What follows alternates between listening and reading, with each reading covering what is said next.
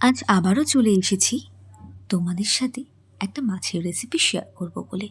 আজ তোমাদের বানিয়ে দেখাবো আলু আর মূলো দিয়ে রুই মাছের ঝোল। আশা করছি তোমাদের রেসিপিটা খুব ভালো লাগবে। তার জন্য প্রথমেই কিন্তু মিক্সার গ্রাইন্ডারে একটা মশলা পেস্ট করে নেব। পরিমাণ মতন পেঁয়াজ, আদা, লঙ্কা আর রসুন দিয়ে সামান্য পরিমাণে জল দিয়ে ভালো করে পেস্ট করে মশলাটা রেখে দিলাম। এবার রুই মাছগুলোকে লবণ আর হলুদ দিয়ে ভালো করে ম্যারিনেট করে কড়াইতে তেল দিয়ে তেল গরম হলেই এক এক করে কিন্তু মাছগুলো হালকা লাল লাল করে ভেজে তুলে নেব।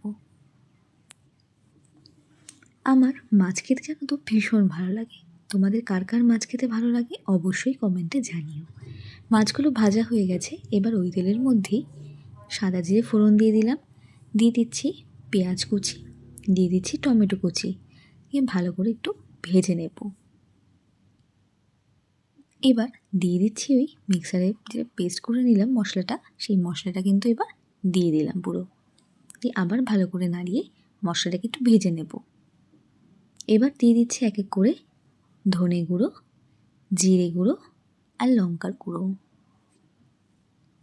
দিয়ে ভালো করে কিন্তু মশলাটাকে কষিয়ে নেব।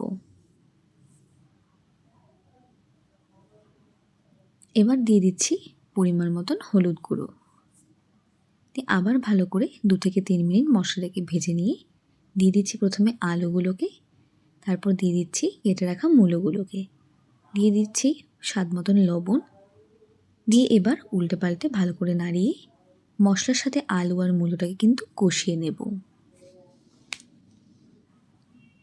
খুব ভালো করে কিন্তু আলু আর মূলোটাকে মশলার সাথে কষিয়ে নেব। এবার দিয়ে দিচ্ছি 1 চামচ চিনি, আবার ভালো করে নাড়িয়ে নেব।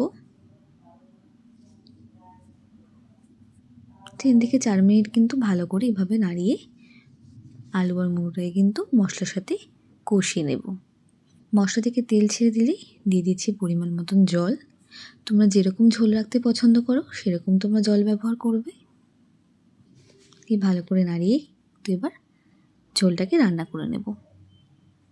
ঝোলটা ফুটে আসলেই কিন্তু দিয়ে দিচ্ছি ভেজে রাখা মাছের পিসগুলোকে, দিয়ে আবারও কিন্তু 2 থেকে 3 মিনিট কিন্তু রান্না করে নেব। তাহলে মশলাগুলো মাছের মধ্যে ভালো করে ঢুকে যাবে।